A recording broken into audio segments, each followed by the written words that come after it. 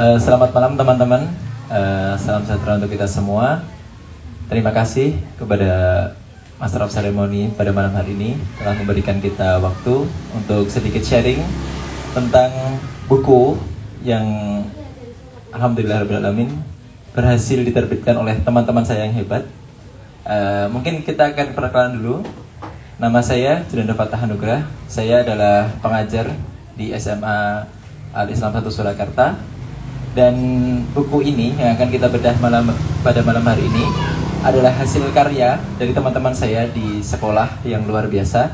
Yang pertama, rekan saya yang sebelah kanan saya adalah Pak Galih Pranata. Beliau saat ini fokus pada penelitian, banyak sekali menulis artikel di National Geographic website-nya, kemudian juga pernah menulis di Intisari. Beliau juga aktif dalam dunia pendidikan sebagai guru dan sebagai dosen. Kemudian di sebelah kanannya, penulis yang juga tidak kalah hebat, ada Pak Anjar Miska Prayoga.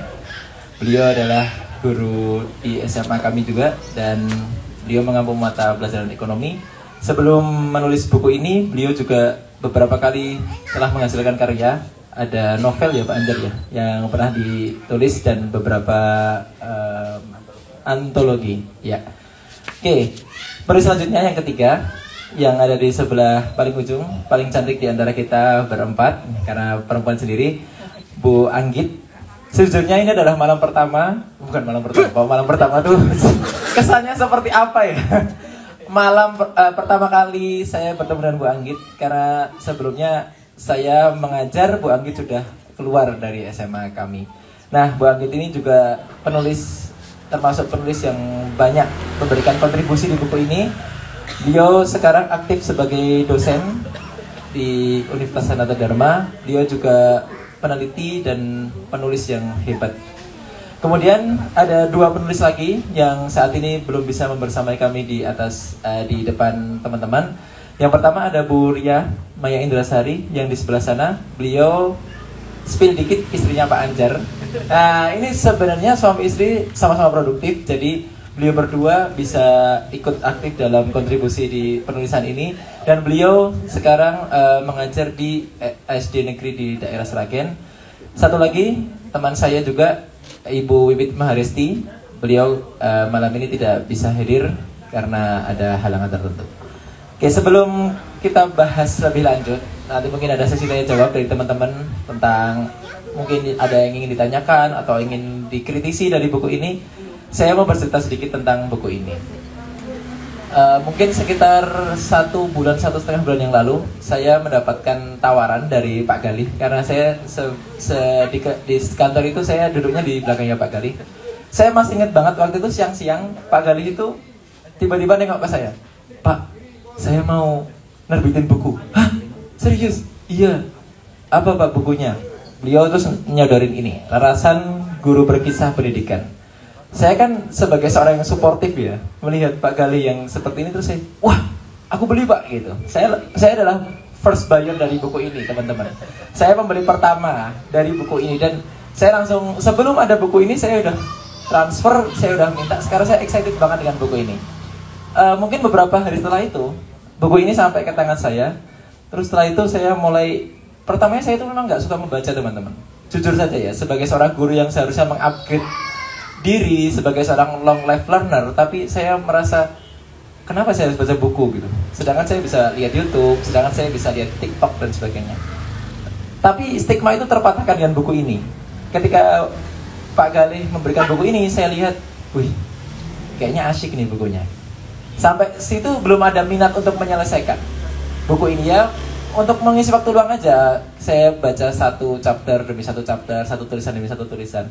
Sampai suatu ketika Pak Galih memberitahu ke saya, "Pak, ayo kita bedah buku."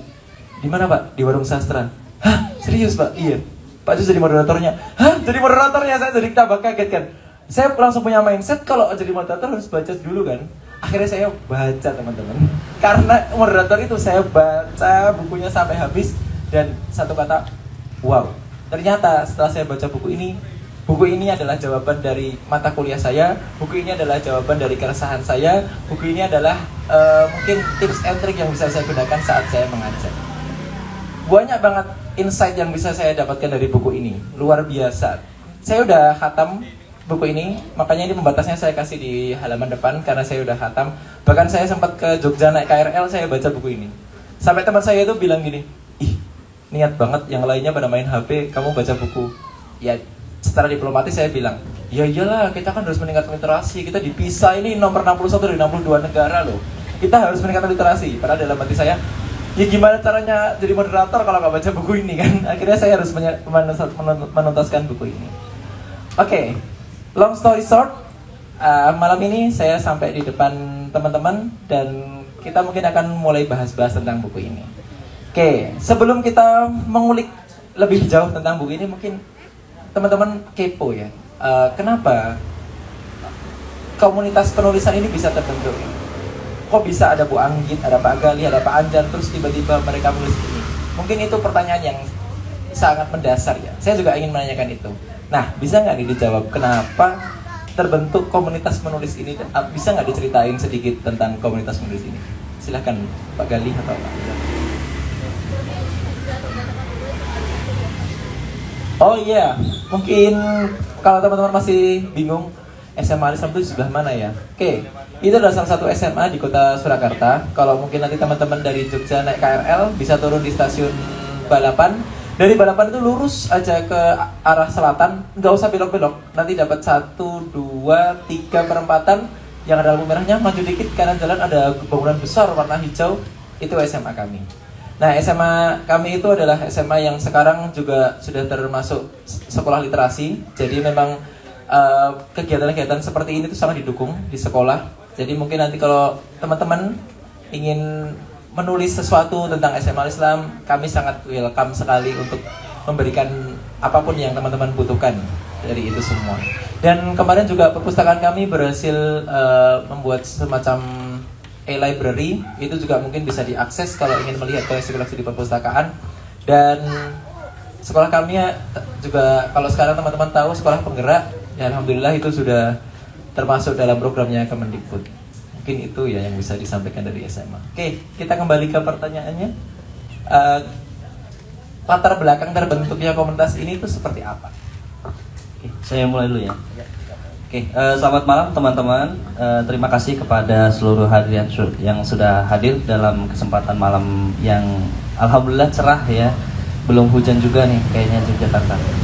Ya, terima kasih saya ucapkan terlebih dahulu kepada Warung Sastra yang telah memberikan kesempatan kepada kami ya untuk bisa menceritakan tentang sekelumit kisah dari Bapak Ibu guru bahasanya gitu ya. Jadi Warung Sastra ini bikin feed Instagram itu backsoundnya itu guru ya. Memang ini pendidikan agak lain ya, memberikan satu warna yang lain. Kalau sebelumnya kan mungkin hari-hari yang lalu kita lihat Kang Maman itu ya, itu memang penulis dan kita sudah lihat banyak. Jadi kebanyakan memang sastrawan, tapi untuk kali ini ya kita backgroundnya adalah pengajar sebenarnya, tapi kita berusaha untuk menciptakan satu terobosan baru ya, guru menulis. Nah, oke, kemudian terima kasih juga kepada Sukandar ya, Cak Sukandar dari penerbit Interlude yang sudah menerbitkan buku kami. Ya, alhamdulillah ini sudah sejauh ini ya sudah hampir terjual habis 100 eksemplar ya, luar biasa. Jadi sedikit kisah bahwa di dalam buku ini ada satu logo ya berwarna orange, mungkin yang sudah punya bukunya ya. Di depan ini di sebelah logo Interlude ada sebuah logo kotak berwarna oranye gitu ya. Tulisannya Guru Menulis Semalsa. Ini merupakan komunitas ya, komunitas yang sekiranya sudah dibentuk sejak awal tahun 2022 ya. Kurang lebih 10 Januari 2022. Ini sebuah satu manifesto ya dari guru-guru SMA Al-Islam. Jadi ceritanya ini dulu saya pertama kali ya sebagai guru sejarah, memang saya punya background yang tertarik dengan dunia tulis menulis, jurnalisme gitu ya. Berhubung saya juga menulis di laman website National Geographic Indonesia, dan dari sana saya punya satu semangat ya untuk mengajak rekan-rekan guru yang lain menulis. Dan saya melihat ternyata SDM guru yang ada di sana itu bukan kaleng-kaleng bahasanya gitu ya. Jadi saya melihat beberapa rekan-rekan seperti yang pertama kali saya temui itu Pak Anjar ya, Pak Anjar. Kita nyebutnya Pak ya, ini karena Bapak Ibu guru ya, agak lain ini malam ini. Ya, jadi Pak Anjar saya melihat bahwa wah ini novelis ya. Beliau ini sudah sebelumnya menerbitkan buku, saya kira memang potensial. Hanya saja memang kesibukan mengajar ya, Pak Anjar ya. Kesibukan administrasi, kayaknya lebih banyak administrasi dibanding ngajarnya ya. Guru itu luar biasa gitu ya. Jadi saya ngeliat kayaknya akhir-akhir ini sedang tumpul gitu ya, nggak nulis lagi. Akhirnya saya ajak lah Pak Anjar gitu ya. Kemudian waktu itu juga bergabung Bu Anggit ya. Bu Anggit bergabung, saya lihat bahwa wah ini kayaknya selebgram nih ya. Kumpulan puisi itu luar biasa gitu ya followersnya. Bundanya ya, ibunya kumpulan puisi, saya kira sudah sangat familiar dengan dunia sastra. Makanya kemudian kita bertiga nih menggawangi ya, bahasanya menggawangi untuk membuat sebuah lecutan ya, manifesto untuk bisa nulis lah bareng-bareng. Guru ini tempatnya anak-anak belajar ya, anak-anak membaca, dan sebisa mungkin guru itu ya menyediakan ya ruang-ruang anak untuk membaca. Makanya sebisa mungkin guru itu harus menulis gitu. Makanya kemudian di sekitar 10 Januari waktu itu ada sayembara penulisan jurnal ilmiah.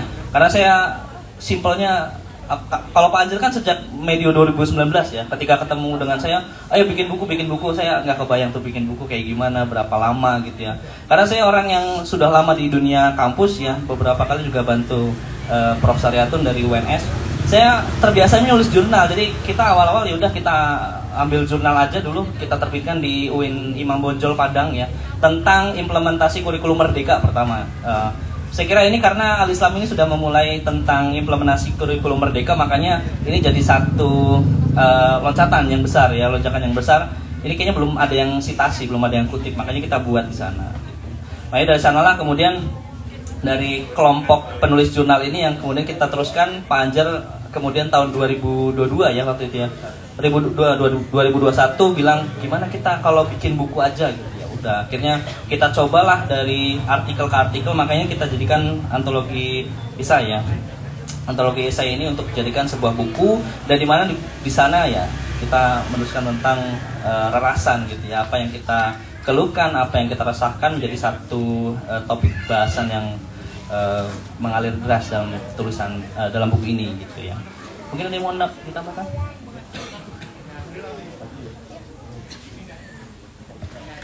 Ya baik, jadi betul sekali apa yang disampaikan oleh Pak Gali. Sebelumnya sekali lagi terima kasih buat teman-teman sekalian yang sudah hadir di sini malam ini. Semoga mendapatkan pencerahan, ilmu yang bermanfaat guna bisa nanti diterapkan ya di keseharian teman-teman sekalian. Baik, jadi betul memang kalau tahun 2018 itu ada istilah satu sekolah satu karya. Nah sebetulnya itu yang menjadi titik dasar ya, titik tolak. Oh mestinya sebuah sekolah yang ini Al-Islam, kita hampir 1 abad loh mas mbak semua ya, dan teman-teman yang melihat di live Instagram, Al-Islam itu umurnya hampir 1 abad. Dan dulu para kiai ya, para ulama yang mendirikan itu punya kitab ya, punya kitab. Karena beliau adalah kiai ya, kiai. Nah kita guru mestinya meneruskan tradisi itu, walaupun berbeda ya, berbeda istilahnya, bukan kitab ya, istilah sesuai dengan apa yang kita punya, sesuai apa yang kita, ilmu yang kita perdalam seperti itu. Nah saya sangat bersyukur pada Allah, Tuhan Yang Maha Esa. Allah mempertemukan dengan Pak Galih ini ya, qadarullah, atas ketentuan Tuhan ini beliau masuk di Al-Islam. Ternyata ya gayung bersambung, punya minat di dunia yang sama. Namun lagi-lagi mungkin saya lebih ke, tadi Pak Galih dari awalnya dan sebagainya, mungkin saya lebih ke kendala ya. Kendalanya adalah betul, jadi ini belum menjadi tradisi ya, belum menjadi tradisi untuk semua guru secara umum di tanah air. Mungkin barangkali karena faktor kesibukan administrasi, Saya kira itu yang paling utama, dan hal-hal lainnya ya, belum ada iklim akademik yang mendorong bagaimana guru itu agar punya suatu karya. Pada akhirnya begitu. Tapi saya mengutip satu quote dari seorang penulis juga, namanya Mbak Mutimatun Nazifah ya. Itu dari Bilik Literasi di Karanganyar, Colomadu tepatnya, teman-teman. Itu quote-nya begini: setiap yang kita tulis itu pasti akan menemukan pembacanya. Nah, itu yang menjadi semangat bagi saya ya. Kemudian Pak Galih yang bersambung dan mengajak Bu Anggit dan teman-teman yang lain yang sekiranya ada minat ke arah sana untuk menuliskan karya tersebut ya. Jadi saya yakin pasti apa yang kita tuliskan berlima itu ya di buku ini pasti akan menemukan pembacanya. Entah itu siapa, mungkin dari teman-teman yang ada di depan nanti juga adalah salah satu dari pembaca dari tulisan-tulisan kami ya, seperti itu. Nah, jadi harapannya dari situ sebetulnya kita menginfluence ya teman-teman, ayo yang pengen minat di sana, dan mestinya itu menjadi pemantik dan menjadi tanggung jawab ilmiah daripada seorang guru. Ya mungkin itu tambahan dari saya, dari Cenganggit ya, saya biasa manggil gitu ya. Oke, saya juga akan melanjutkan cerita dari Pak Galih dan Pak Anjar. Namun terima kasih ya untuk mahasiswa dan mahasiswi saya yang sudah bersedia hadir di Warung Sastra.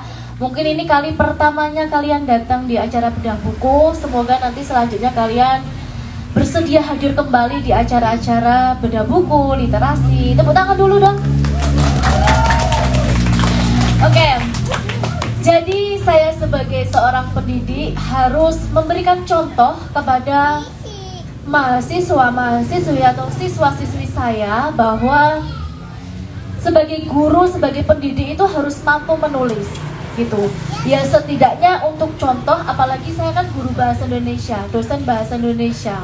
Nah itu harus memberikan contoh, oh ya guru bahasa Indonesia juga harus bisa menulis. Karena saya banyak menemui guru-guru bahasa Indonesia itu ketika ada pelajaran cerpen, puisi, mereka masih banyak mencari dari internet atau bahkan memberikan contoh puisi dari beberapa penyair yang sudah terkenal.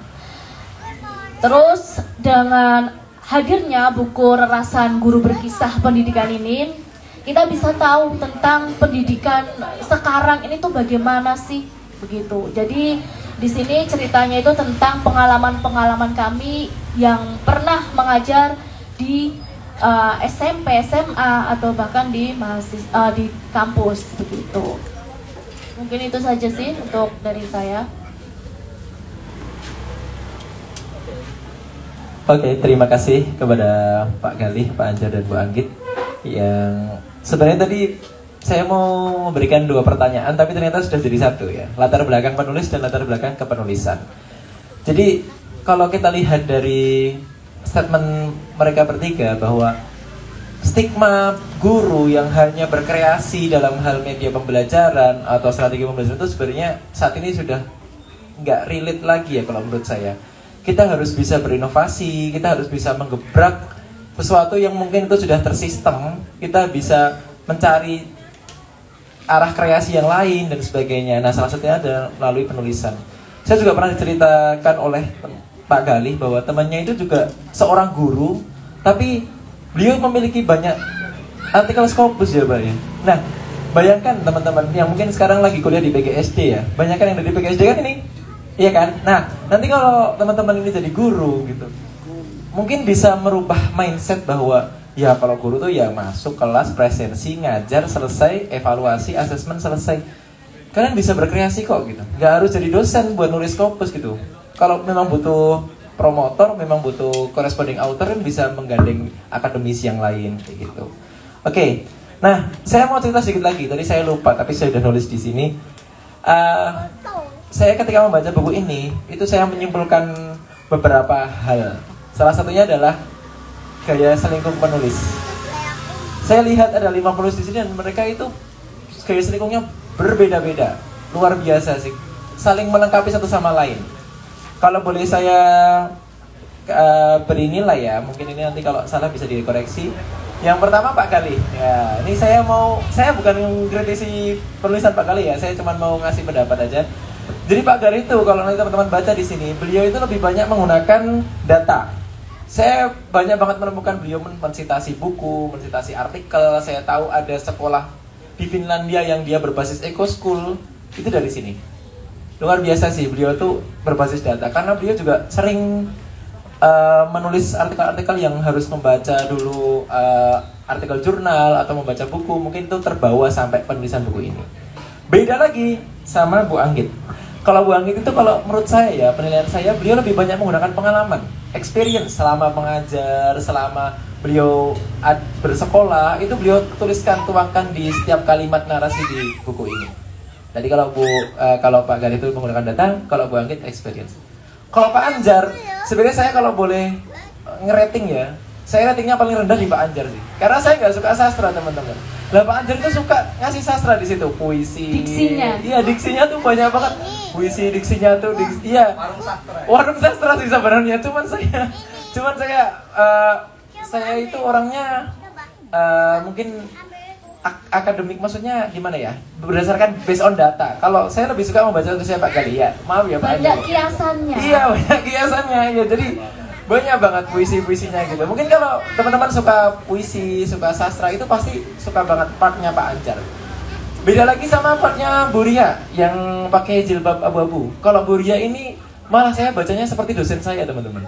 Beliau tuh sempat menulis satu paragraf yang itu diajarkan sama dosen saya di perkuliahan, tentang kompetensi guru menurut UNESCO. Ada 4, learning to know, learning to be, learning to do, dan learning to live together. Itu saya temukan di kampus. Pas saya baca buku ini kaget sih. Bu Ria nulis kayak gini ya, luar biasa sih. Menurut saya itu juga selama ini belum pernah saya baca di tulisan-tulisan sebelumnya.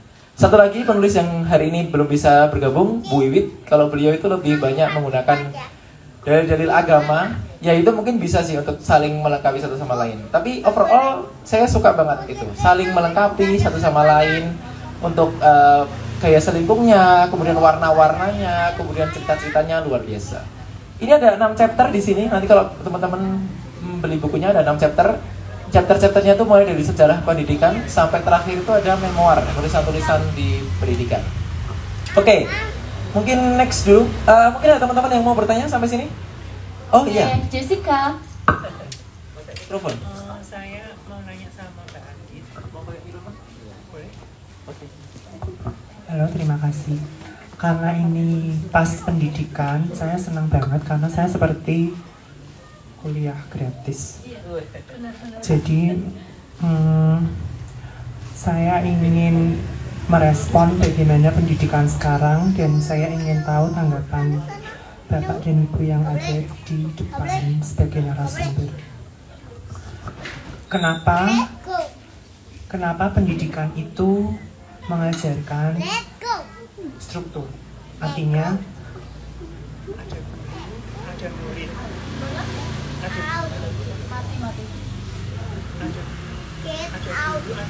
Ada guru, ada murid. Jadi ada jarak. Ada jarak. Oke. Nah, ketika ada jarak, itu kan jadi tidak melebur. Oh, tidak melebur. Karena ada Pendidikan, jarak. pendidikan yang sekarang itu dia lebih sentripetal, lebih melingkar. Aku tertarik tadi ada yang bilang, Mas moderator bilang bahwa Bapak menyukai data. Nah, ini kayaknya ada yang nggak dengar deh. Bisa nggak? Ini.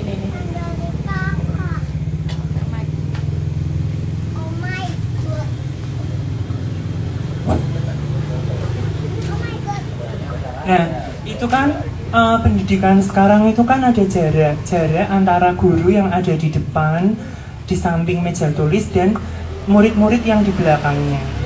Nah, saya membutuhkan narasi, tidak melulu data, tapi dia juga bisa diambil dari penglihatan, bau, atau apapun itu gitu.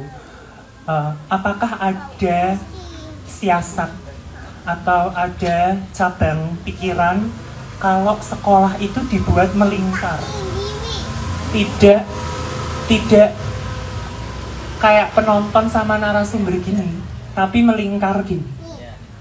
Jadi hierarkinya hilang. Apakah ada kemungkinan itu gitu? Karena ternyata itu dibutuhkan di tahun 2023 dan di masa depan, menurut saya. Pertama itu gitu. Terus kenapa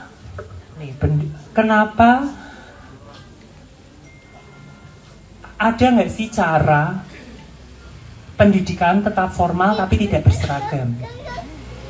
Jadi ya kita bisa memakai apapun, ekspresi apapun di sekolah tapi nggak pakai seragam tapi formal. Itu bagaimana responnya untuk guru-guru yang ada di sini? Karena saya privilege, saya bisa berdialog artinya. Tapi ada yang tidak privilege di luar sana.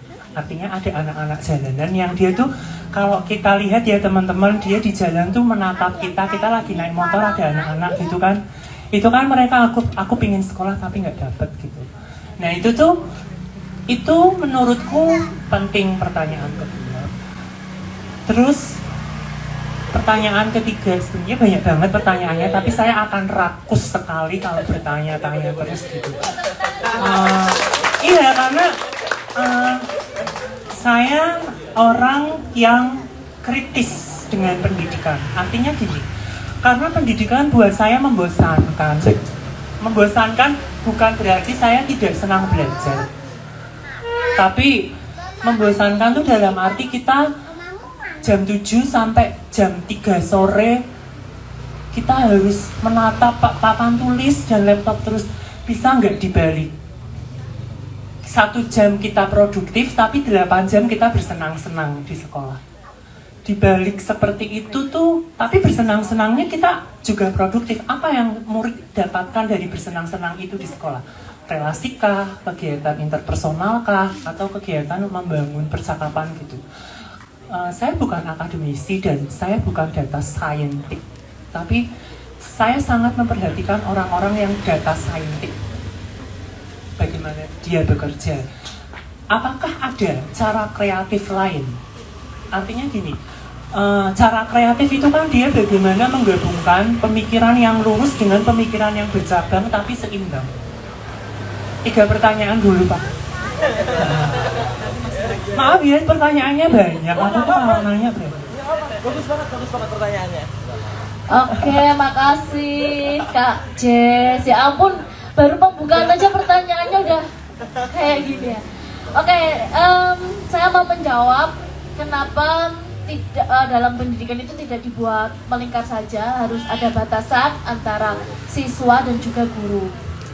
Pengalaman saya ketika saya mengajar di salah satu SMA swasta di Jogja gitu ya, saya prihatin sekali dengan etika mereka.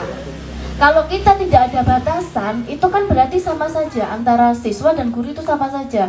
Makanya di dalam pendidikan itu ada batasannya. Dalam arti sebagai pendidik itu harus mampu memberikan materi untuk siswanya dan siswanya menanggapi atas materi tersebut. Namun tidak halnya siswa itu nggak boleh kritis, memberikan pertanyaan, itu boleh kayak gitu. Karena kan sebagai pendidik ini kan adalah seorang fasilitator yang memberikan pendidikan, memberikan ilmu begitu ya.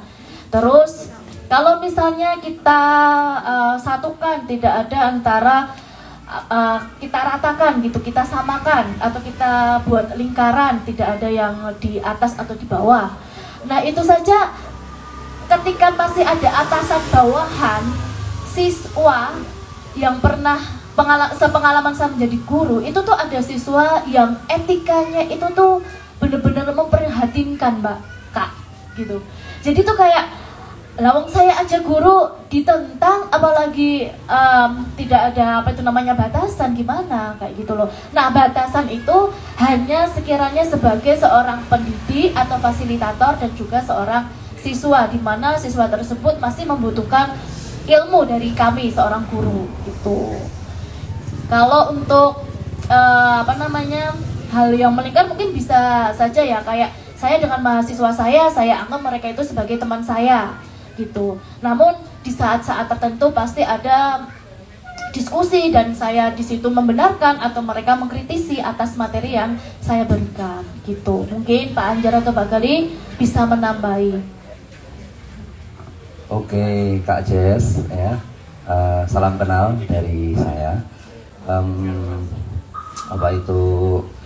Sebetulnya pertanyaan-pertanyaan dari Kak Jessica tadi ada beberapa yang terjawab di sini ya.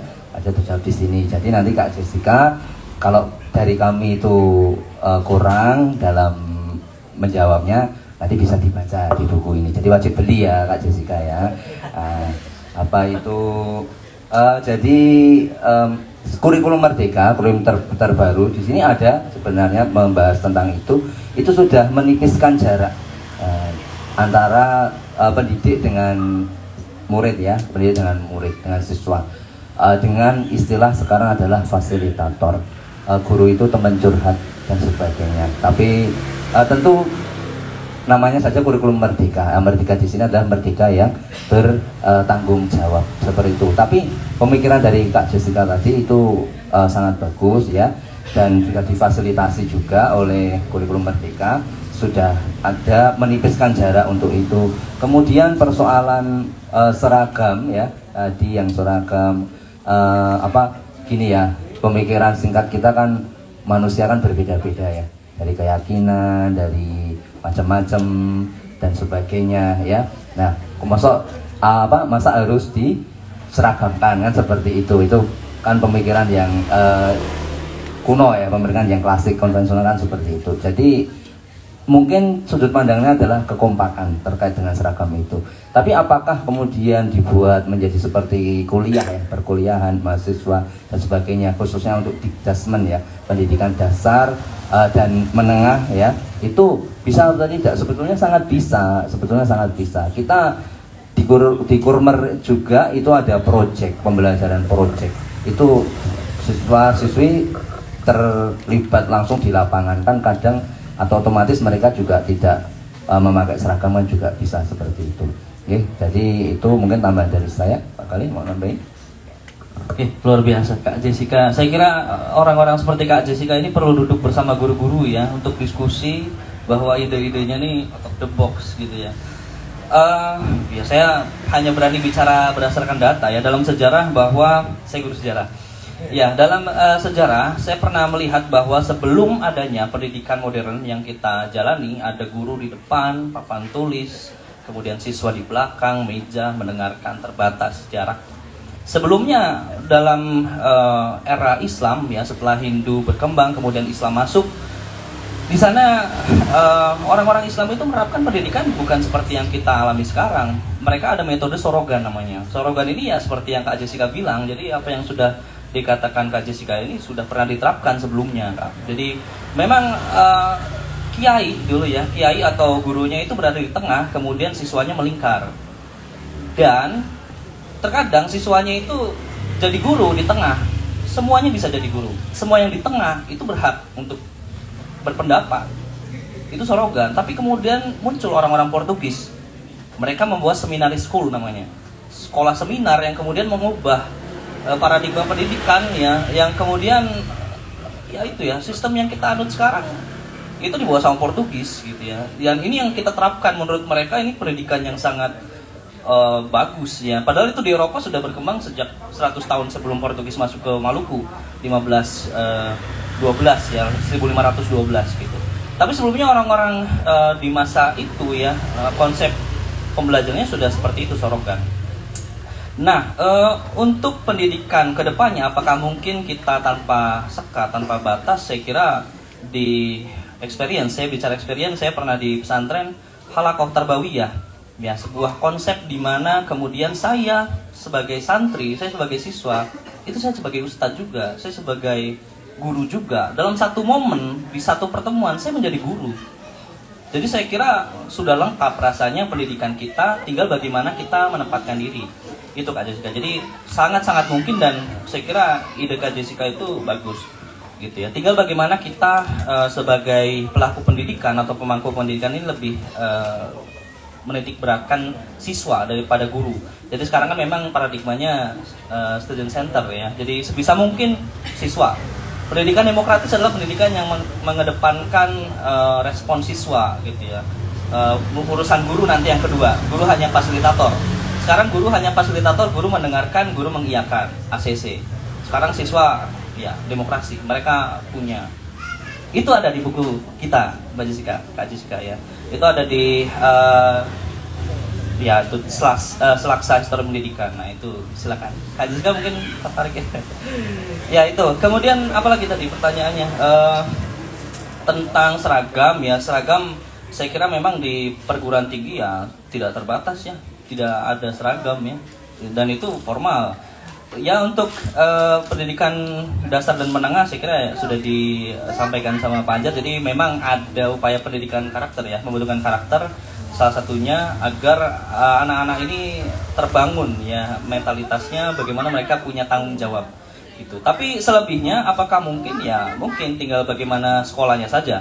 Kebijakan pemangku pendidikannya, sekolah alam saya kira meskipun mereka formal tapi ya mereka bisa berpakaian bebas dan sebagainya. Kalau di Finlandia, saya tulis di sini bahwa mereka luar biasa. Anak-anak kinestetik, mereka yang misalnya sukanya begajulan, lompat-lompatan, itu dikasih pipa-pipa gitu ya. Mereka mau gantung-gantungan sambil dengerin gurunya, itu Finlandia luar biasa. Jadi ya saya kira pemikiran Kak Jessica ini perlu masuk ke dalam ruang-ruang pendidikan ya.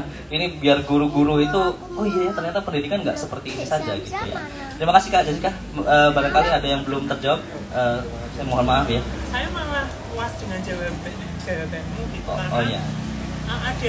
Justru itu memantik ide lain. Yang tadi santri di tengah itu loh Mas. Santri di tengah dia bisa jadi ustadz, dia bisa jadi guru, terus melingkar gitu loh. Itu tuh bagus buat dikembangin jadi novel. Ya. Oke, terima kasih. Wow. Saya boleh nambahin dikit nggak ya? Iya. Oh boleh ya? Oke. Saya tertarik juga sama beberapa statementnya Kak Jessica ya. Saya mau nambahin dikit karena saya juga sebagai guru teman-teman. Yang pertama, saya mulai dari seragam dulu. Bolehkah sih sekolah formal itu tanpa seragam?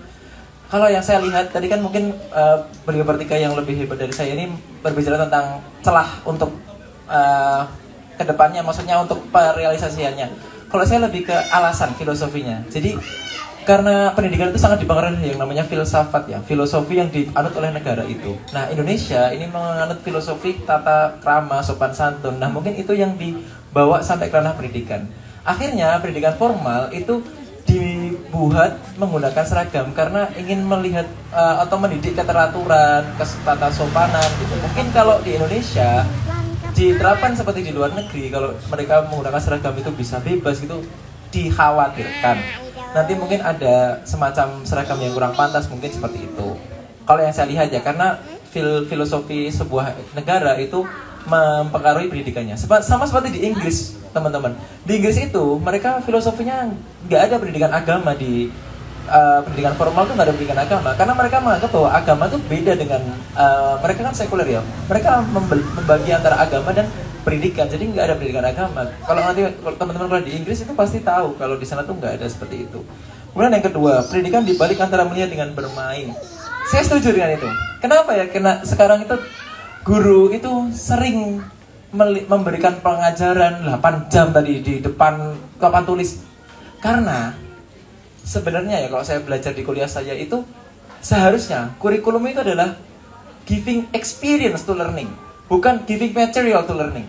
Bukan memberikan materi, ini kamu biologi, bahas sel dan sebagainya, ini kamu matematika, bahas eksponen dan sebagainya, kamu bahasa Indonesia, bahas anekdot dan sebagainya. Bukan seperti itu, tapi giving learning experience. Contoh, misalnya seorang guru olahraga, dia itu kalau misalnya ingin mengajarkan berenang, itu bukan di kelas, nanti kalau gaya kata gini ya, terus ke depan, terus gini, gitu. Enggak, dibawa ke kolam renang, disuruh coba, gimana? Coba, kamu silakan renang. Nah, lihat, yang itu gaya kata, lihat, yang ini gaya bebas. Seharusnya seperti itu, seharusnya. Tapi kan di kita kan enggak ya, lebih banyak ke teori, ke penjajalan, kamu harus kayak gini, kamu harus kayak gini. Nah itu yang mungkin membuat pendidikan kita tuh membosankan. Setiap hari sehari-hari di kelas, di papan tulis, dan itu menurut saya membosankan juga.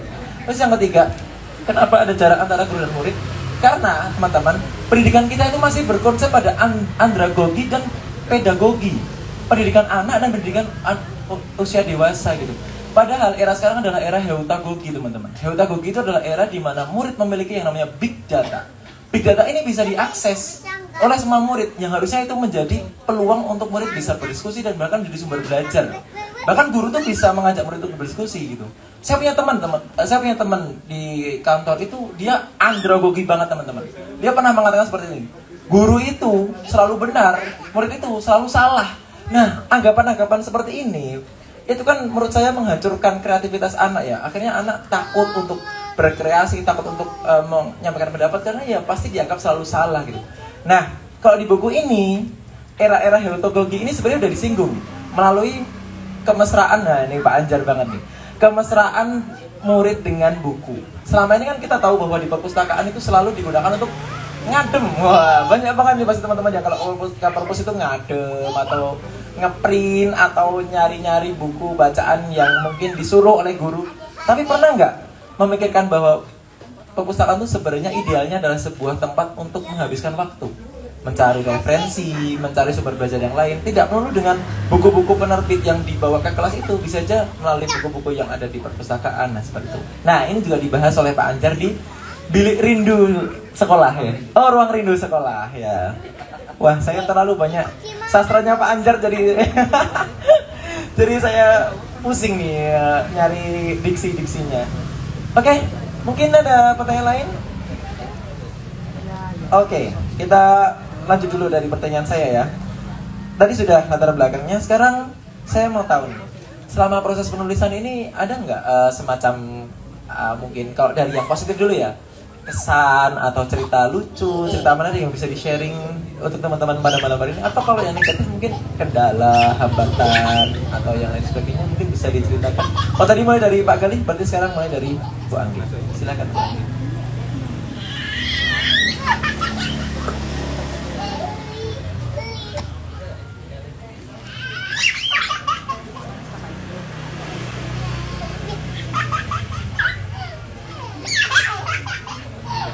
Tes. Oke. Buku ini bagian dari buah pemikiran kami sebagai seorang pendidik dan juga fasilitator begitu ya. Tentu ada beberapa plus minusnya.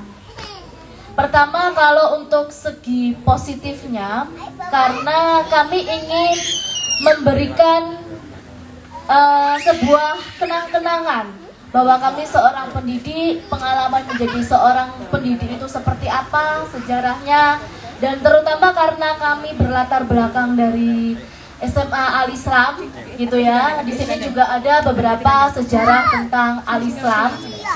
Jadi buku ini tuh sebagai kenang-kenangan kita, sebagai kenang-kenangan kami para penulis untuk mengabadikan ya tentang pengalaman kita menjadi seorang pendidik.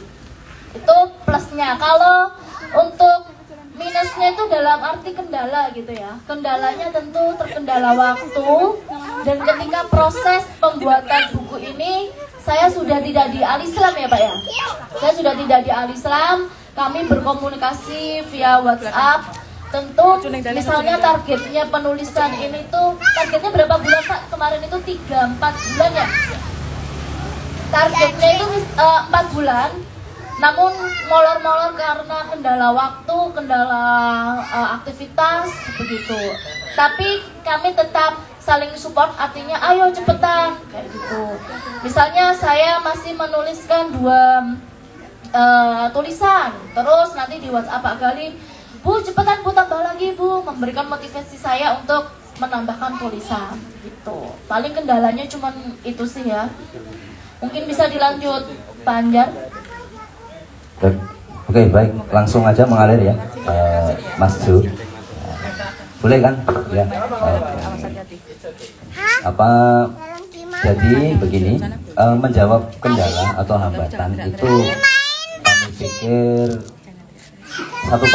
satu paket dengan tadi sudah permulaan, bagaimana awal memulai, kemudian kita perlu mengenal isi ya, kita perlu mengenal kandungan daripada buku ini itu bagaimana, kemudian nanti akan dari sana akan terjawab ya, dari sana akan diketahui kendala itu. Nah, jadi teman-teman semua, izinkan kami untuk yang lebih dulu adalah ini chapter-chapter yang menarik di sini, itu berasal dari mana dan sebagainya ya. Mungkin akan disampaikan lebih dulu oleh Pak Galih ya, karena ya dari sini nanti akan terjawab kendala yang ditanyakan oleh Pak Jo seperti itu. Ya, tentang chapter-chapter ya. Jadi di dalam buku ini ada 6 bagian ya, ada 6 bagian yang kami petakan ya, Jadi di bagian pertama itu tentang selaksa histori pendidikan. Jadi saya ingin memberikan sebuah gambaran ya tentang figur-figur yang mungkin langka ya. Kalau misalnya di dalam pendidikan secara umum mungkin kita mengenalnya Ki Hajar Dewantara sebagai tokoh pendidikan besar bangsa kita. Tapi saya memunculkan narasi lain, ada Sati Nasution atau Willem Iskandar ya. Willem Iskandar ini, beliau ini adalah tokoh pendidikan yang saya kira sudah lebih dulu memulai, bahkan Pramudia Anantatur mengatakan bahwa Willem Iskandar ini adalah keajaiban bagi Indonesia. Jadi belum pernah ada manusia yang secerdas Willem Iskandar. Seperti apa cerdasnya bisa ditemukan di buku itu. Jadi ketika Ki Hajar Dewantara itu memikirkan bagaimana konsep pendidikan pribumi ya, di sana kemudian Willem Iskandar berpikir bagaimana pribumi ini punya guru-guru pribumi, karena selama sejak dulu kita itu hanya bergantung sama guru-guru Belanda gitu ya. Tapi Willem Iskandar ini berpikir bagaimana kemudian Indonesia ya pada saat itu sudah memiliki guru-guru. Nah, jadi di dalam bab yang pertama ini tentang selaksa histori pendidikan ini kami mengusulkan tokoh-tokoh yang mungkin langka dalam pendidikan ya. Kemudian di bagian yang kedua ya tentang guru masa kini. Jadi ini bagian jadi kita dulu pernah ikut sayembara ya, lomba di apa dulu, Netizen Republika tentang hashtag guru masa kini ya. Kita diminta menulis, ya udahlah tulisannya kayaknya bagus untuk dibukukan gitu ya. Jadi masing-masing menulis ya, Pak Anjar ya, terus Bu Ria, saya, kemudian Bu Anggit juga menulis bagian-bagian yang menarik dalam buku ini, menggambarkan bagaimana guru masa kini gitu ya. Guru masa kini itu seperti apa? Kalau saya orang sejarah, yang menarik bagi saya adalah memunculkan kembali sejarah atau filsafat Yunani kuno di dalam pembelajaran modern gitu ya. Seperti apa ya nanti bisa ditemukan di dalam buku ini gitu ya. Kemudian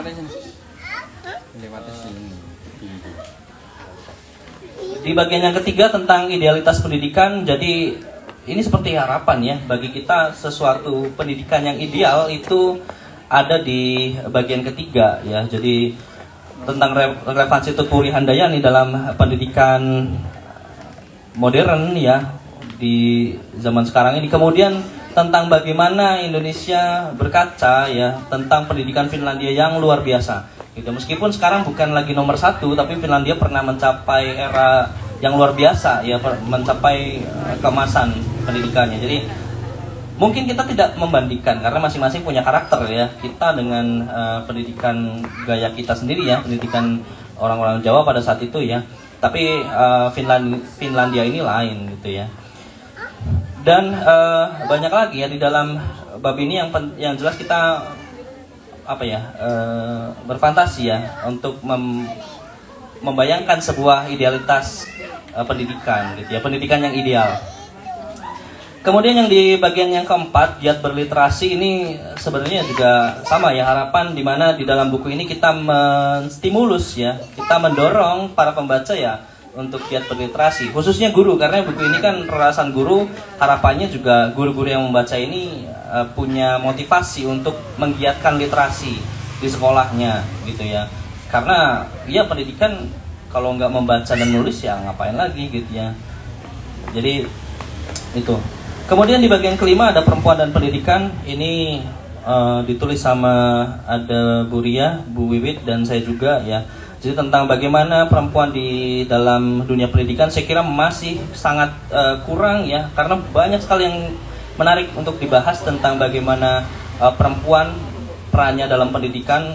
Kalau saya melihat dari sudut pandang sejarah, di mana perempuan itu selalu dipandang sebelah mata dalam dunia pendidikan. Bahkan dulu ketika perempuan sekolah itu kan tabu ya, makanya kemudian ini yang perlu dimunculkan bahwa perempuan itu punya peran yang sangat penting dalam dunia pendidikan. Dan yang bagian terakhir, kalau menurut saya ini bagian yang paling menyenangkan, karena ketika kita menulis pengalaman di sana orang mau beli buku kita, mau baca curhatan-curhatan kita gitu ya. Jadi ya tentang unak-unak lah, memoir ya, memoir kecil seorang guru. Jadi ada beberapa pengalaman yang saya kira menarik ya dari perjalanan jauh yang ditempuh guru, perjuangan mereka menyeberangi pulau ke pulau untuk menyampaikan pendidikan. Ada yang di Kepri ya, Kepulauan Riau, di mana ketika dia mau ngajar itu berangkat subuh naik getek ya, naik kapal kecil gitu ya untuk menyeberang pulau gitu, menyeberang selat gitu kan, sesuatu yang gila ya, ekstrim ya. Jadi seorang guru untuk ngajar aja segitunya gitu ya. Jadi memoir-memoir ini yang kemudian sebuah pengalaman yang saya kira menarik untuk dibagikan kepada para pembaca. Nah itu sekilas dari gambaran bagian ke bagian dalam buku Rerasan Guru Pendidikan. Silakan, barangkali ada yang nambah.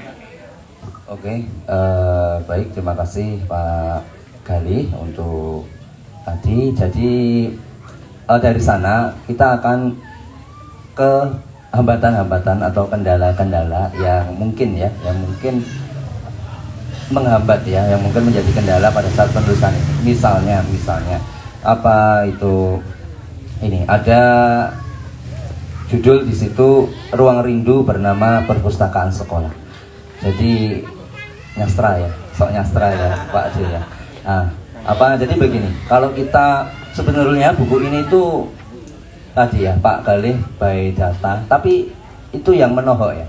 Data yang menohok sebetulnya kalau kita kulik lebih dalam. Oh, kita mengenal KHD, Ki Hajat Dewantoro, dan sekarang menjadi di guru penggerak itu pemikiran dari KHD. Ternyata ada Willem Iskandar ya, yang sosok yang mungkin jarang dikenal, dimunculkan oleh Pak Galih di sini.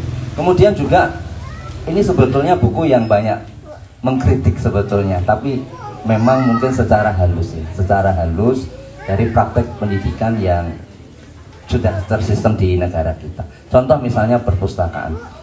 Kita begini, perpustakaan mungkin seringnya kita akan lihat dilarang makan ya, kemudian dilarang minum, dilarang bawa makanan di perpustakaan. Tapi kok nggak ada ya yang begini? Apa itu dilarang ngerumpi di perpus, dilarang main HP di perpus dan sebagainya. Orang-orang pada kebanyakan ngerumpi, sementara buku-buku itu pengen banget dibelai loh, pengen banget dibuka loh, pengen banget disentuh ya, disentuh.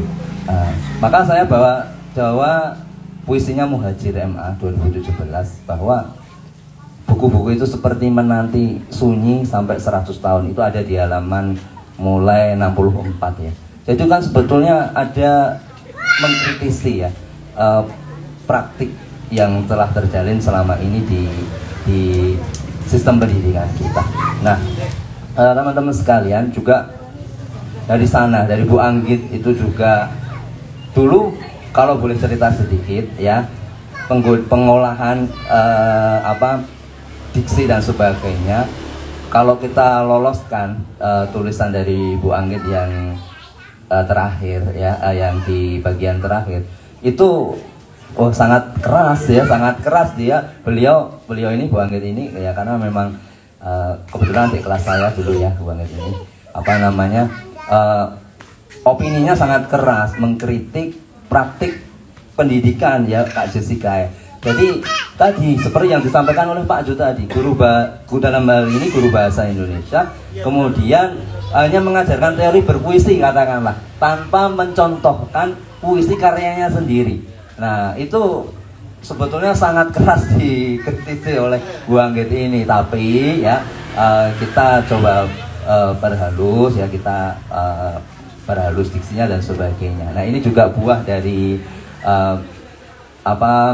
kendala-kendala yang ada itu, kemudian saling kita berdiskusi ya, akhirnya muncul kalau dibaca lebih mendalam ini sebetulnya sangat mengkritisi ya praktik pendidikan di kita. Jadi kendalanya Pak Jo ya, kendalanya ini tinggal mau dibaca dikritisi atau tidak gitu loh kendalanya ya, sebetulnya tinggal di situ aja.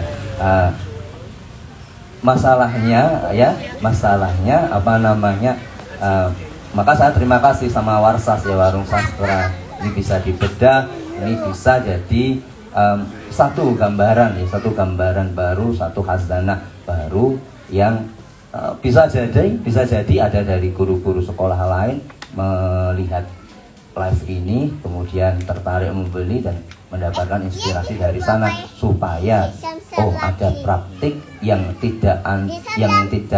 anti mainstream ya, yang kemudian itu ternyata memang pendidikan itu harusnya seperti ini. Nah begitu ya.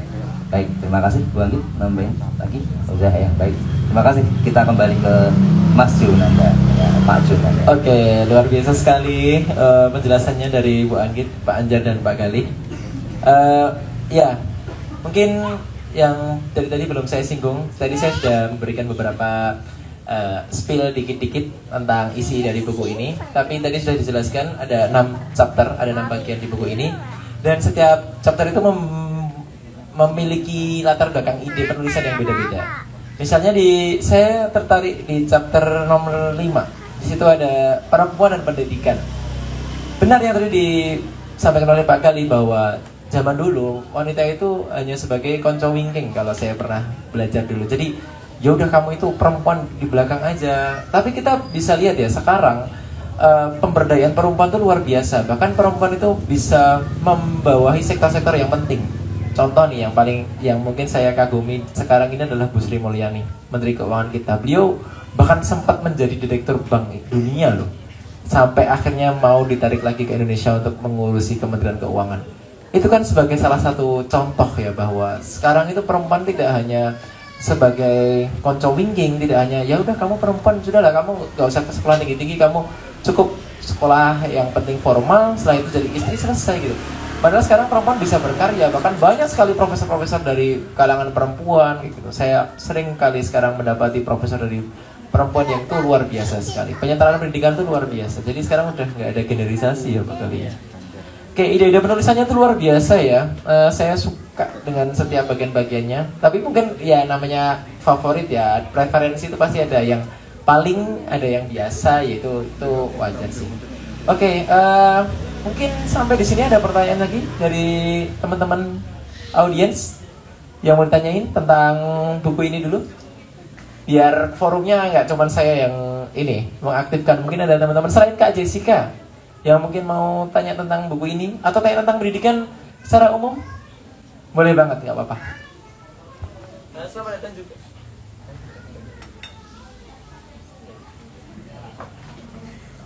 Oh ya. Cek. Saya juga menyampaikan selamat datang kepada Bapak Fahmawan. Beliau yang duduk di sebelah sana memakai masker. Itu adalah beliau dulu guru di SMA kami juga, di SMA Al-Islam atau sering disebut sebagai Smalsa. Terima kasih Pak Fahmawan sudah. Beliau dari Jakarta ya? Wah luar biasa, jauh-jauh dari Jakarta. Sudah mau rawuh menyempatkan hadir untuk membersamai kami. Dan satu lagi yang baru datang di sebelah sana yang memakai kacamata dengan suaminya. Beliau adalah Ibu Rosi, beliau juga teman kami di SMA Al-Islam, jauh-jauh dari kota Solo. Naik motor berdua berboncengan Bagdilan dan Milea. Tapi antar kota, antar provinsi. Untuk memberikan support kepada kami, terima kasih. Mungkin ada teman-teman yang ingin bertanya? Atau teman-teman ada di mahasiswa ini mungkin mau bertanya tentang tantangan di dunia pendidikan, atau mungkin kesan dan pesan selama menjadi guru. Yang tanya dapat nilai A dari Bu Anggit. Oh iya, great. Saya suka kalau ada murid yang bertanya. Oh mahasiswa ya, mau. Baiklah, di sini saya akan bertanya. Tapi maaf, ini tidak mencangkup soal buku, tapi mencangkup soal pendidikan. Jadi sebelum saya lulus SMA,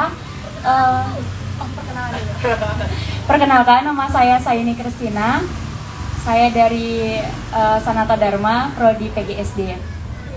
Jadi sebelum lulus SMA, saya bertanya kepada teman-teman saya, nantinya akan lanjut kuliah atau bekerja.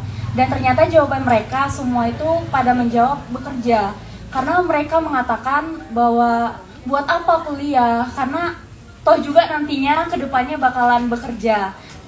Dan juga kalau kuliah, belum tentu kita mendapatkan pekerjaan setelah lulus. Nah, jadi gimana cara kita mengubah pola pikir mereka, mengubah mindset mereka agar mereka mengetahui bahwa kuliah itu juga penting dalam kehidupan, karena bukan hanya kita mendapatkan gelar, tapi kita bisa mendapatkan pengalaman dan cara kita bersikap itu lebih matang jika kita berkuliah. Gitu.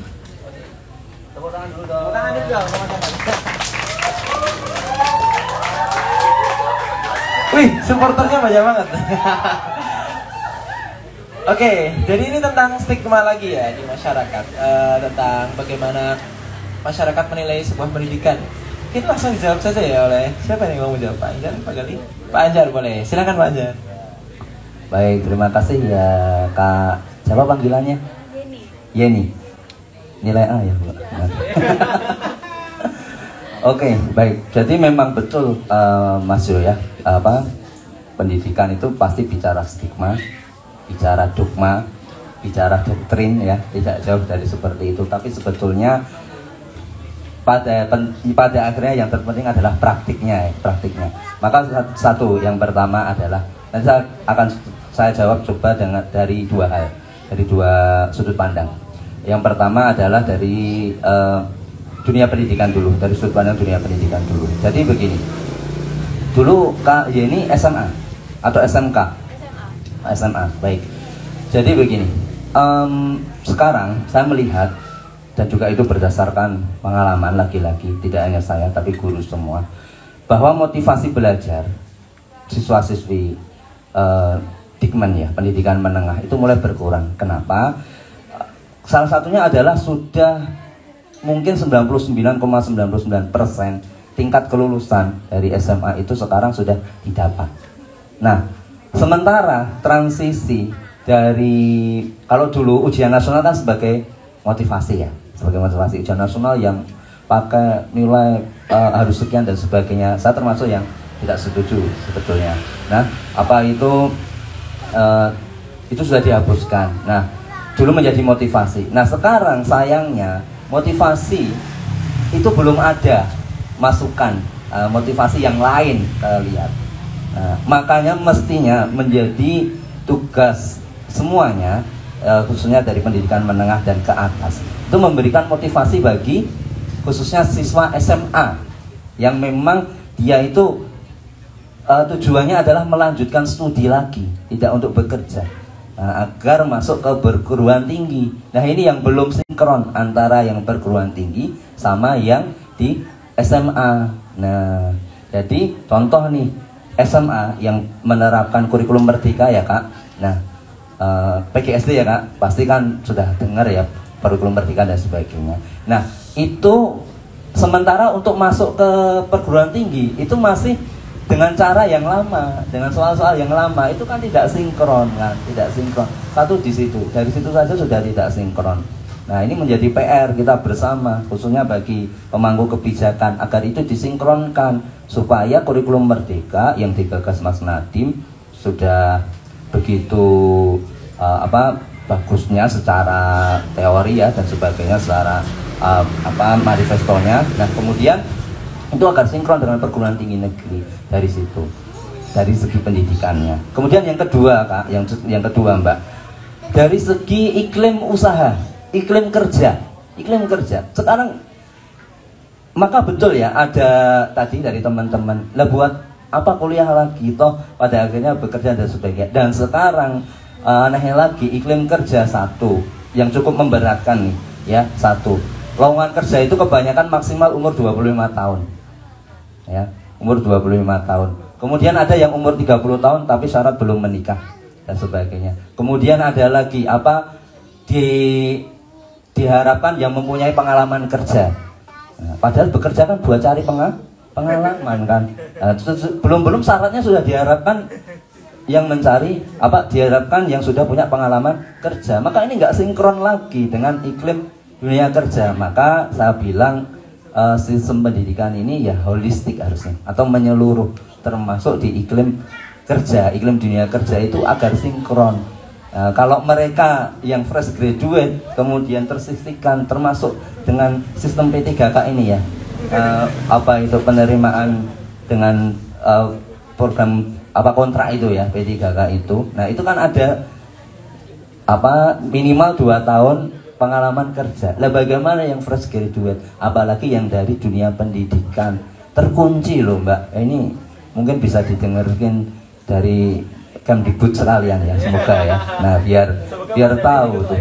Nah, itu ya, terkunci loh dari apa dunia pendidikan ini ya. Mereka mau kemana ke depannya itu kan jadi bingung, yang apalagi yang berkuliah di pendidikan dan sebagainya itu. Nah maka tadi kembali harus holistik ya, menyeluruh. Terima kasih, begitu Kak Yeni dari saya. Pertanyaan yang bagus, boleh tepuk tangan lagi ya. Oke, mungkin dari teman-teman ada yang nambah. Terima kasih ya Mbak. Ini cukup aktif loh di kelas. Pasti tanya, kalau diskusi tanya kayak gitu. Oke, saya akan menambahi. Jadi kan gini ya, kalau misal dia lulus SMA, apalagi sekarang itu udah ada teknologi, TikTok, YouTuber, selebgram, dia akan mengandalkan misalnya dia itu cantik. Oh aku jadi selebgram aja deh, ngapain kuliah kayak gitu. Terus dia pandai membagikan pengalaman di YouTube kayak gitu. Terus dia jadi YouTuber dengan penghasilan yang wow yang banyak banget gitu ya. Terus ngapain kuliah? Pada akhirnya juga kuliah itu sama aja kayak gitu loh. Artinya kalau misal kita kuliah itu pasti pola pikirnya dengan orang yang tidak kuliah itu berbeda. Cara pandangnya, cara berbicaranya kayak gitu. Karena kalau kita kuliah dan menuntut ilmu yang lebih tinggi, itu kita punya pengalaman dalam di perkuliahan. Misalnya nih ya, ketika kalian kuliah di Sanata Dharma, pasti kan kalian memiliki banyak pengalaman tentang pendidikan itu tuh seperti ini, materi ajar tuh seperti ini, kayak gitu. Beda lagi kalau misal mereka tidak kuliah, mungkin karena kendala biaya ekonomi gitu, apalagi kan di daerah pelosok-pelosok seperti itu kan pasti mengharapkan ya udahlah, yang penting setelah ini nanti kerja atau apa kayak gitu. Syukur-syukur nanti dapat suami yang kaya raya gitu. Nah, mungkin itu ya kalau pandangan kenapa sih kuliah tinggi-tinggi, namun khususnya sebagai seorang perempuan gitu ya, kita harus selagi bisa mampu ya kita harus bisa meraih pendidikan yang tinggi.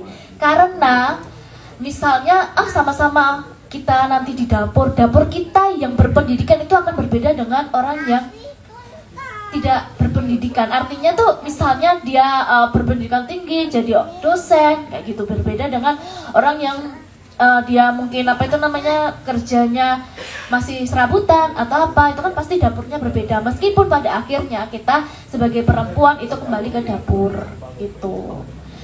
Ya selain pengalaman, terus juga motivasi, kita bisa mendidik anak ya. Karena perempuan ini nanti pada akhirnya menjadi ibu, entah ibu untuk anak kita, ibu untuk siswa-siswi kita, seperti itu. Saya mengutip dari ini punyanya Bu Wiwit, dia menulis tentang perempuan.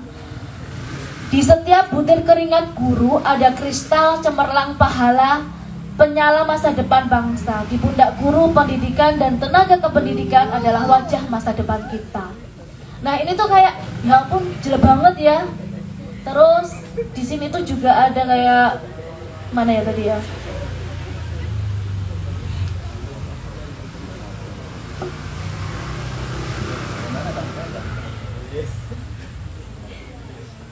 Ini cemerlang yang butiran-butiran tadi mana ya? Oh ini. Ya udah itu tadi. Jadi tuh kayak misal kita sebagai seorang ibu, kita memiliki bekal dalam pendidikan, karena pendidikan itu tuh tidak semata-mata kita dapat dari perkuliahan, tidak. Kita sebagai ibu juga ada yang namanya parenting, pendidikan anak gitu. Karena kan banyak sekali ya yang dia lulus SMA, dia langsung menginginkan pernikahan, tapi pada akhirnya banyak yang cerai. Karena apa? Karena tidak ada masa parentingnya, tidak belajar kayak gitu. Padahal di sini pendidikan itu tuh yang terpenting tuh kita belajar gitu. Mungkin itu sih, Pak Gali. Aku nggak setuju ya kamu bilang pada akhirnya perempuan kembali ke dapur. Balik lagi nih mikrofonnya. Begini, oke, karena ya. Wait, ini aku mau I'm stick. Jadi kalau misalnya kamu mengulangi kata itu lagi di depan perempuan, itu nanti alam bawah sadarnya itu seperti itu gitu. Atau begini, bagaimana? Apakah mungkin bila gagasan dapur menjadi gagasan publik? Nah, Mungkin itu sih, mungkin itu yang perlu dikembangin. Oke, pemilihan kata saya kurang tepat. Artinya kembali ke dapur itu seperti ini. Saya sebagai ibu harus bisa memasak kayak gitu. Meskipun ada beberapa orang yang tidak memilih untuk menikah kayak gitu. Pada akhirnya ke dapur itu artinya tuh gini loh. Oh ya, saya sebagai seorang ibu, seorang istri memasak gitu. Itu sih maksudnya, bukan berarti dia jadi orang yang melayani suami dengan memberikan masakan kayak gitu, tidak kayak gitu. Meskipun kita punya pendidikan yang tinggi, ya kita jangan sampai lupa kodratnya sebagai seorang perempuan ya harus memasak tuh dalam arti misalnya kita mungkin ini bukan maksud ya, iya. Bukan maksud, tapi cara. Nah, ya betul. Jadi saya ini bukan masalah tidak setuju atau setuju gitu. Jadi ya nggak apa-apa. Maksudnya gimana sih gagasan dapur itu bisa dipublikin aja gitu. Jadi yang tadi kamu bilang maksudnya ini mungkin pemilihan kata. Iya. Saya senang banget dengan kata-kata. Maksudnya even kata itu salah ya I don't care. Karena kata-kata tuh, apalagi misalnya kata seperti perempuan akhirnya kembali ke dapur, itu tuh aku ngebayangin perempuan yang ngedengerinnya tuh kayak gimana ya mereka kalau ngedengerin itu gitu. Atau bisa jadi gini, apakah dapur itu membutuhkan perempuan di masa kini? Tidak. Nah, jadi dibalik gitu.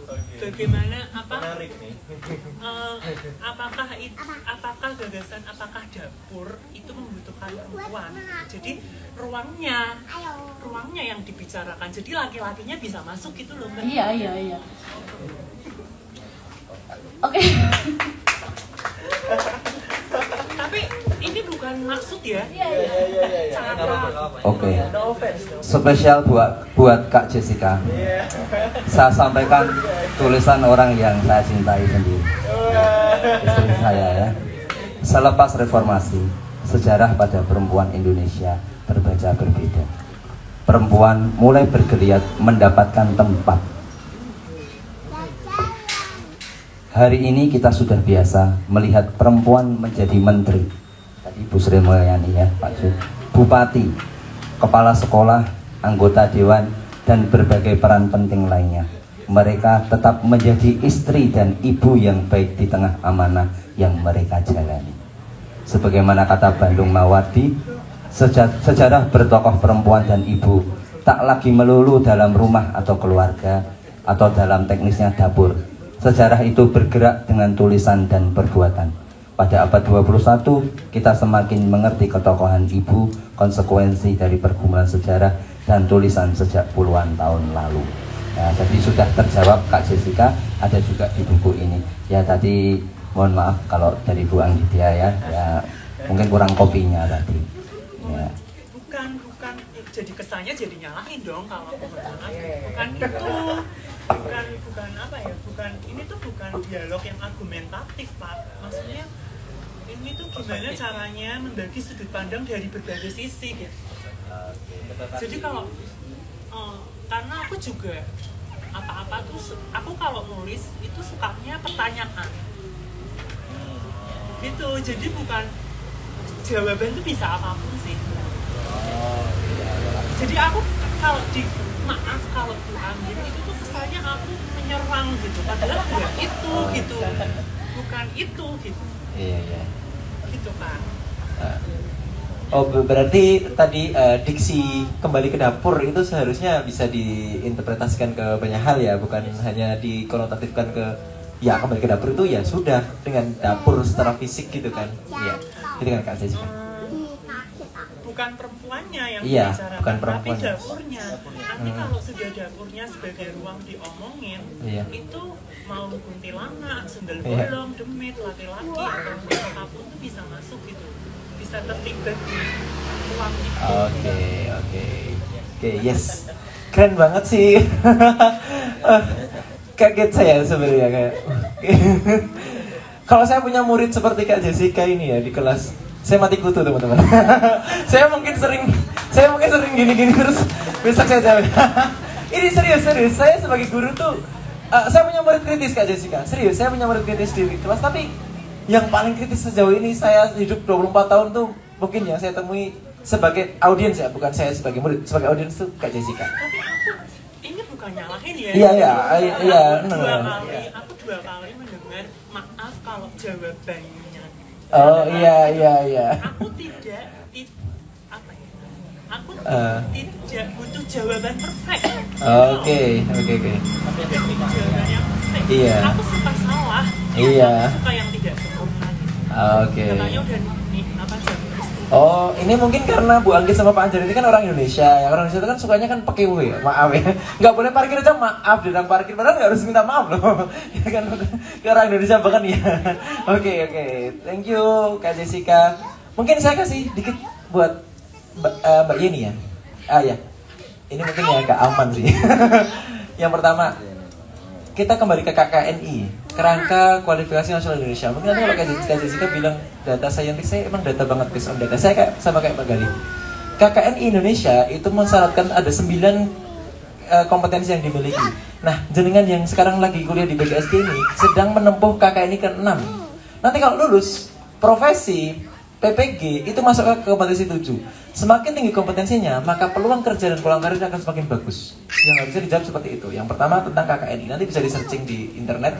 Yang kedua, kebanyakan pekerjaan itu membutuhkan yang namanya soft skill. Hard skill itu paling dibutuhkan sekitar 20%. Oh kamu MPD, oh kamu MEC, oh kamu MPH misalnya, Master of Public Health. Itu cuma di atas kertas. Hard skill, itu pengetahuan tuh. Saya merasakan sendiri, saya sebagai guru, saya belajar pendidikan biologi. Itu cuma sedikit aja yang ada saya pelajari, yang saya pakai.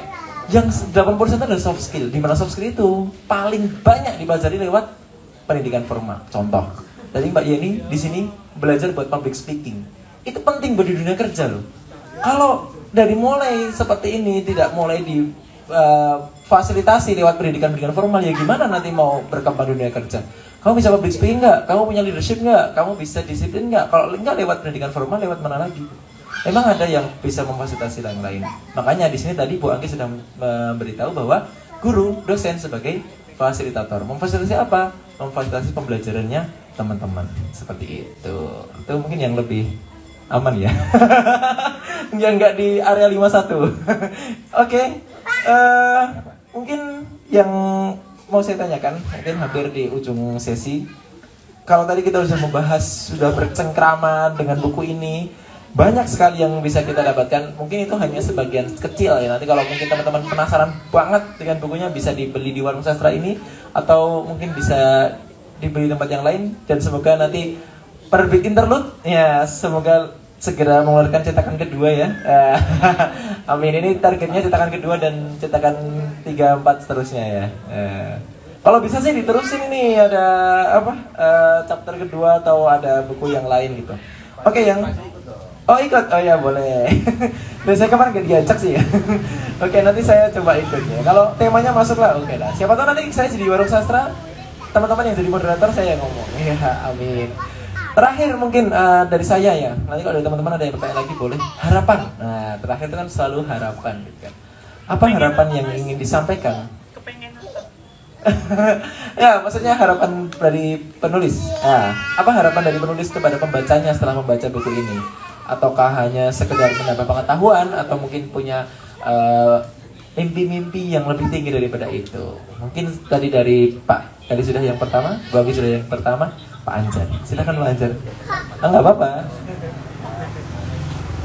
Baik, saya masih 5 menit lagi ya, dibagi 3 gitu, 2 menit aja. Harapan, ya sebetulnya kalau pengen harapannya ya dengan buku ini, enggak sih, itu pragmatis banget Pak, kalau laris ya betul laris ya. Siapa yang enggak sih, Cak Kanjar juga senyum-senyum tuh kalau laris ya. Kemudian ini sih, apa lebih, semoga ada paradigma yang berubah sih, persepsi yang berubah. Contohnya Mas, saya menuliskan di sana kolaboratif sekarang Pak Jo ya, kolaboratif. Jadi guru itu sekarang sebenarnya sudah difasilitasi oleh kurikulum Merdeka ya, bahwa sudah nggak ada lagi lah mapel-mapel itu kayak berdiri sendiri lah, nggak ada. Sekarang kan iya terintegrasi, dan sekarang adalah sudah eranya kolaborasi ya, kolaboratif. Tapi masih ada kita temuin juga contoh nih, ketika seseorang itu ada yang ingin mengembangkan dirinya, kemudian ada nyinyiran juga, itu kan ya pasti mungkin selalu ada ya. Nah, cuma dari buku ini, oh ternyata sekarang itu paradigmanya adalah kolaboratif. Ekonomi bisa lah dengan biologi, misalnya dengan ekobiologi, ekoprint, nah itu betul sekali. Nah, ekoprint dan sebagainya. Jadi singkat kata, ya setelah membaca ini bergerak dan menggerakkan, kayak gue penggerak ya. Setelah membaca ini paradigmanya jadi berubah menjadi pendidikan yang lebih baik. Itu dari saya. Setelahnya siapa? Bu Anggi dulu. Oke. Kalau saya cuman itu sih, ingin memberikan motivasi kepada ya siswa-siswi saya, mahasiswa-mahasiswi saya untuk paling enggak mau dalam hal menulis, karena itu penting banget ya. Apalagi ini yang ada di depan saya ini adalah calon seorang pendidik, guru SD ya, harus bisa menuliskan karya gitu. Makanya saya memberikan contoh terlebih dahulu. Saya sebagai seorang pendidik memberikan contoh, saya menulis, saya juga bisa menulis. Kalian kapan mulai untuk menulis gitu. Nanti bisa kolaborasi bersama kelas 1D, 1E, kita kolaborasi bersama, kita nulis bareng, nanti diterbitkan di interlude juga bisa gitu. Kalau motivasi saya itu sih, kita sebagai seorang calon pendidik harus mampu berkarya. Mungkin kalau Pak Gali, silahkan. Ya, nggak kerasa katanya kalau kata Pak Jo, ya udah terakhir aja. Ya di segmen terakhir yang jelas harapan itu sangat besar ya. Saya dengan teman-teman komunitas guru menulis Malsa, harapan terbesar adalah saya bertemu dengan para pembaca langsung, yang melihat respons, atau mungkin dalam ruang-ruang yang seperti ini ya, ini ruang ilmiah, jadi meskipun terlihat dikemas secara santai, tapi kita membicarakan sesuatu yang pendidikan gitu ya. Ini sesuatu yang sedang selalu menarik ya, seperti bola liar yang menggelinding ke sana kemari selalu gitu disinggungnya tentang pendidikan. Jadi dengan bertemu langsung para pembaca atau mungkin yang melihat kita berbicara ini, kita akhirnya bisa lihat respon langsung, seperti misalnya tadi Kak Jessica, banyak hal yang kemudian masuk kepada kami. Mungkin ini akan jadi bagian yang menarik yang perlu dituliskan kembali gitu ya. Orang-orang yang kemudian kita bisa ajak diskusi, kita munculkan idenya ke depannya. Atau juga mungkin tadi Kak Yeni namanya ya, Kak Yeni gitu ya, tentang bagaimana menghidupkan tentang motivasi ya siswa SMA untuk bisa melanjutkan studinya. Kenapa pendidikan itu penting? Jadi dengan seperti ini ya, ruang-ruang seperti ini, kemudian juga berbicara tentang buku ini, saya bisa punya harapan besar bahwa buku ini punya kita semua gitu ya. Jadi kita bisa bersama-sama mengembangkan pendidikan sebagaimana arah tujuannya ya, memanusiakan manusia. Jadi ya kita suka sama suka, di mana pendidikan ini adalah tonggak emas sebuah peradaban gitu ya. Jadi ya harapannya adalah bagaimana kemudian buku ini bisa terus berkembang, ya seterusnya akan semakin lama semakin tebal mungkinnya cetakan kedua dan cetakan ketiga, karena banyak insight yang masuk juga gitu. Gitu. Oke, mungkin beri tepuk tangan sekali lagi untuk narasumber kita pada malam hari ini. Nggak terasa, waktunya sudah hampir 100 menit. Oh iya ya. Ini kalau di kuliah mungkin udah 2 SKS ya buat gitu ya. Udah hampir 100 menit kita ngobrol banyak banget tentang buku ini, dan mungkin tadi beberapa ada kritisi tentang dunia pendidikan. Memang tidak pernah ada rasa puas ya dalam politisi pendidikan, tapi memang itu yang diharapkan ya, bahwa pemerintah itu membutuhkan feedback daripada masyarakat, daripada lembaga atau mungkin penyelenggara pendidikan seperti para guru, para dosen ini, untuk bisa meningkatkan terus, mengupgrade terus pendidikan di Indonesia. Oke, sekali lagi saya ucapkan terima kasih kepada yang pertama, kepada Warung Sastra yang telah memfasilitasi kami sehingga kami bisa mempresentasikan atau membedah buku ini di depan teman-teman yang luar biasa di malam minggu yang cerah di Jogja yang kita cintai bersama ini, penuh kenangan banget. Yang kedua, saya juga mengucapkan terima kasih kepada Penerbit Interlude yang sudah meluangkan waktu, Mas Sukandar. Ya, Mas Sukandar, Cak Sukandar ya panggilannya. Ya, Cak Sukandar yang telah meluangkan waktunya untuk mengikuti bedah buku pada malam hari ini. Beberapa tamu undangan, Pak Fahmawan, Bu Rosi, dan Bu Ria yang sudah turut serta dalam bedah buku pada malam hari ini. Dan tidak lupa saya juga mengucapkan terima kasih kepada seluruh audiens partisipan yang sudah mengikuti acara ini dari awal sampai akhir. Semoga acara ini bisa memberikan kita manfaat, memberikan kita kesan yang menarik, dan tidak lupa kami tunggu pemesanan untuk buku Rerasan Guru Berkisah Pendidikannya. Oke, terima kasih kepada teman-teman. Sampai ketemu lagi di buku-buku selanjutnya. Semoga kita bisa bersua kembali di Warung Sastra. Terima kasih. Oh ya, terima kasih juga untuk mahasiswa-mahasiswa PGSD dari Universitas Sanata Dharma. Tepuk tangan. Luar biasa sekali nih, pendukung masa pendukungnya Bu Anggit ini luar biasa ya. Nanti kalau Pak Gali dan Pak Anjar dari dosen, mungkin nanti ada universitas lain ke sini ya. Ramai ini, ditutup ini jalannya ya. Oke, terima kasih. Akhir kata saya akhiri. Wassalamualaikum warahmatullahi wabarakatuh. Selamat malam teman-teman.